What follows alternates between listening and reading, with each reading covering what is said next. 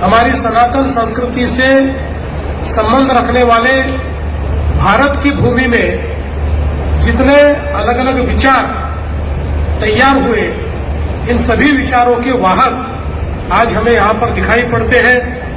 चाहे वो जैन विचार हो, चाहे बौद्ध विचार हो, चाहे हमारा सनातन विचार हो, चाहे हमारा सिख विचार हो, सभी विचारों के वाहक एक साथ इस मंच पर आकर ऋषभायन का यहाँ पर एक प्रकार से उसकी अर्चना आराधना कर रहे हैं।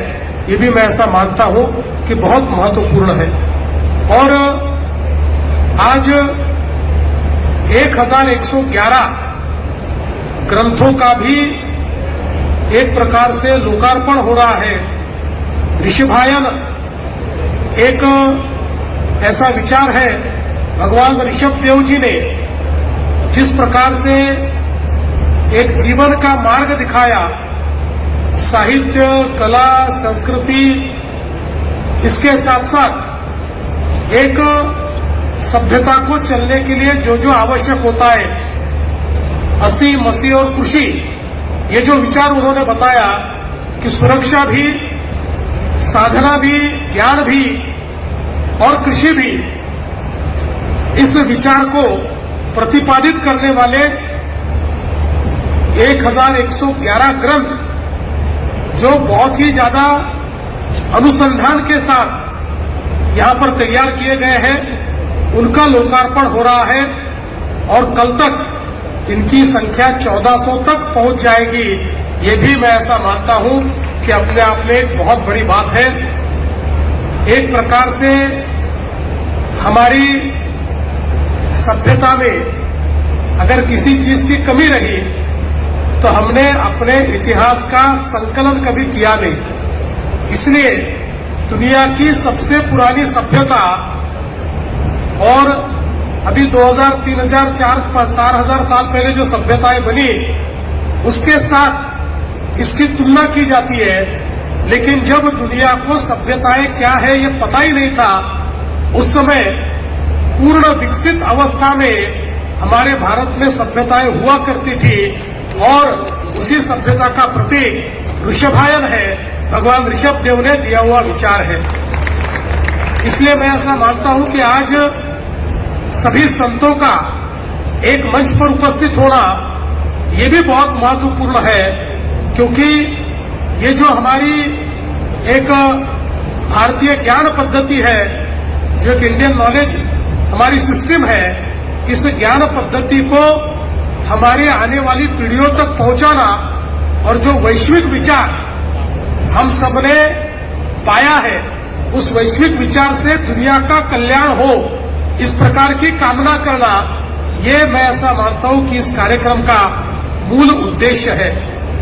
विशेष रूप से हमारे सारे जैन संतों ने, मुनियों ने जिस प्रकार से त्याग की भावना के साथ हमारे विचार को जन जन तक पहुंचाया है, हमारे विचार को समृद्ध किया है, और इतना ही नहीं तो हमारी जो भगवान ऋषभ देव जी ने पुरुषों के लिए जो 72 कलाएं बताई है, स्त्रियों के लिए 64 कलाएं बताई हुई है, उसको भी जीवित और पुनरुज्जीवित करने का काम जो यहाँ पर किया गया है, मैं ऐसा मानता हूँ वो अपने आप में एक बहुत ही महत्वपूर्ण कार्य है।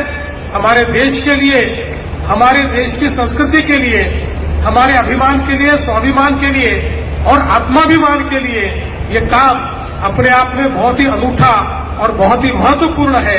इसलिए हम सभी, हमारे जो महाराज साहब यहाँ पर उपस्थित हैं, उन सभी को मैं नमन करता हूँ और इस कार्य में महाराष्ट्र की सरकार की ओर से आपने जो अपेक्षा व्यक्त की है कि यहाँ पर भगवान ऋषभ देव जी के लिए कोई अच्छा स्थान तैयार हो, तो निश्चित रूप से आपसे चर्चा करके कुछ स्थान हम ढूंढेंगे और उस प्रकार का स्थान हम लोग निश्चित करके और एक जिसको हम वैश्विक कह सकते हैं, इस प्रकार का भगवान ऋषभ देव जी का स्थान यहाँ हम कैसे तैयार कर पाए और उसके माध्यम से जो उन्होंने हमको ज्ञान दिया है, एक प्रकार से सभ्यता को तैयार करने का जो एक विचार उन्होंने हमको दिया है, ये जो कलाएं हमको दी है, जो स्थापत्य शास्त्र हमको दिया है, जिस प्रकार से धातु निर्माण का ज्ञान हमको मिला है, जिस प्रकार से विनिर्माण का ज्ञान हमको मिला है, ऐसी सारी चीजें जो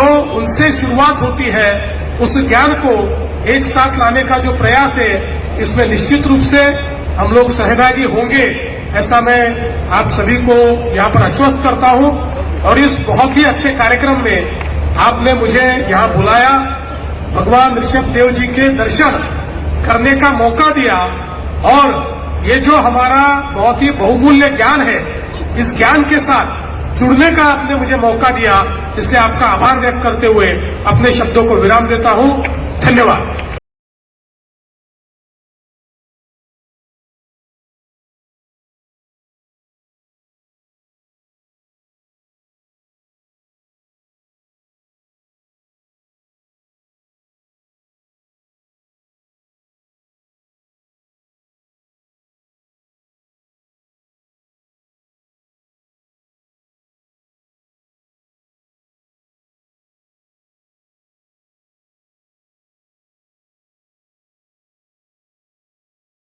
आदरणीय मंच और आप सब में विराजमान प्राण शक्ति को मैं डॉक्टर प्रकाश सोनी नमस्कार करता हूं।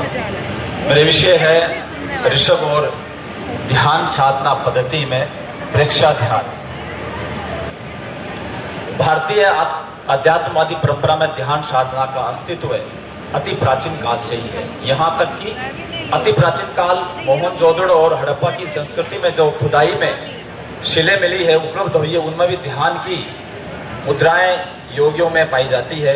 इस प्रकार ऐतिहासिक अध्ययन से जो भी निष्कर्ष निकला है, प्राचीनतम स्रोत निकले हैं, उस स्रोत में ध्यान की परंपरा अति प्राचीन काल से प्रचलित होने की पुष्टि करते हैं।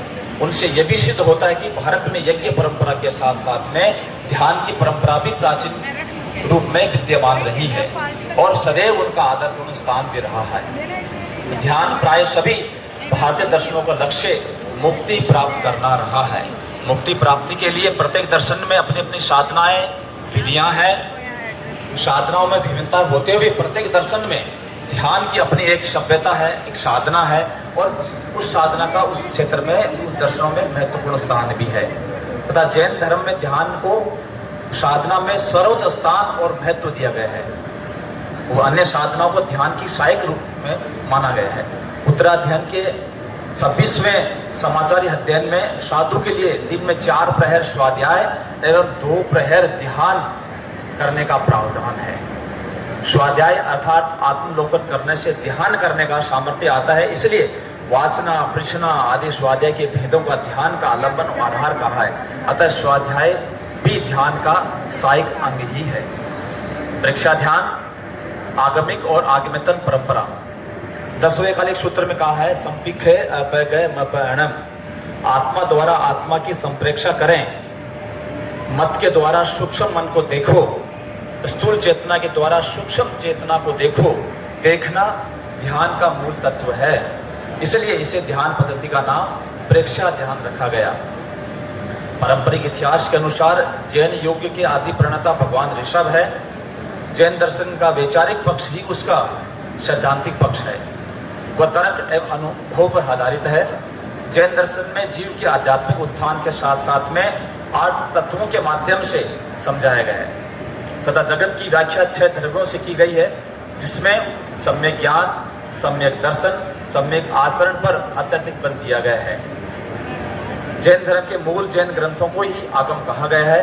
प्रथम आगम में जैन धर्म की भोग साधना पक्ष का सूक्ष्म और मार्मिक वर्णन है। वहीं दार्शनिक दृष्टि से हमारा मस्तिष्क 2 तत्वों का संयोग है। इनके स्वतंत्र अस्तित्व का अनुभव करना व आत्मा को पुद्गलों के प्रभाव से सर्वथा मुक्त करना है। जैन आगमों में योग के अर्थ में अधिकतर ध्यान शब्द प्रयुक्त हुआ है।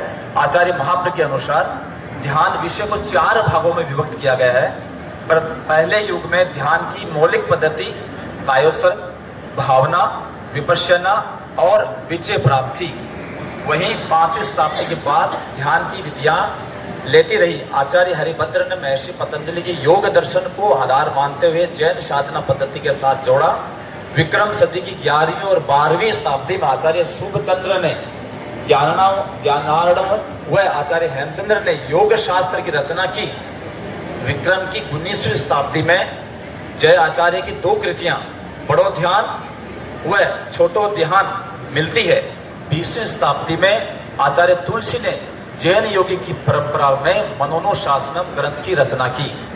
पार्श्व की साधना से नाथ संप्रदाय, बौद्ध व जैन दर्शन प्रभावित हुए। भगवान महावीर के निर्वाण के पश्चात ध्यान साधना कमजोर हो गई। जो प्राचीन ध्यान साधना पद्धति थी वह भी छूट गई और उसका स्थान हठ योग प्रभावित पद्धति ने ले लिया। आचार्य हरिभद्र, हेमचंद्र, शुभचंद्र आदि ने ध्यान की साधना को आगे तो बढ़ाया, परंतु स्वरूप बदल गया। जैन लोग ये भी भूल गए कि हमारे यहाँ पर भी ध्यान की कोई साधना पद्धति है। आचार्य तुलसी ने ध्यान साधना पद्धति पर शोध हेतु श्री महाप्रज्ञ, जो उसके पश्चात आचार्य महाप्रज्ञ बने, से कहा। उनके चिंतन और मनन द्वारा प्रेक्षा ध्यान साधना पद्धति का निर्माण हुआ। प्रेक्षा ध्यान जैन धर्म की ध्यान पद्धति है जिसे आचार्य महाप्रज्ञ भगवान महावीर के दर्शन और प्राचीन आगम ग्रंथों पर आधारित करके पुनर्जागृत किया, जिसका लक्ष्य भावनाओं, संभावनाओं और चेतनाओं को शुद्ध करना है। जबकि भगवान ऋषभदेव जैन धर्म के प्रथम तीर्थंकर थे जिन्होंने ध्यान की परंपरा शुरू की, और जैन ध्यान का अभ्यास सभी तीर्थंकरों के लिए एक मुख्य आध्यात्मिक अभ्यास रहा, जो आत्मबोध ज्ञान प्राप्ति का मार्ग, जिसमें प्रेक्षा ध्यान का शब्द भगवान ऋषभ की शिक्षा और जैन ध्यान की प्राचीन परंपरा रही है। इस प्रकार हम देखते हैं भगवान महावीर, जब हम देखते हैं पद्मासन बैठे हैं, ध्यान की मुद्रा में बैठे हैं, तो ऐसी बहुत सारी मूर्तियां हमें प्राचीन काल से मिल रही है। आज भी वो ध्यान की परंपरा जीवित है। आपने समय में पूरा किया, इसलिए आपको भी बहुत बहुत धन्यवाद और सम्मान स्वीकार कीजिए। और बहुत ही अच्छी प्रस्तुति दी है, क्योंकि भगवान ऋषभदेव तो योग पुरुष है, योगी पुरुष ही उनको कहा जाता है। और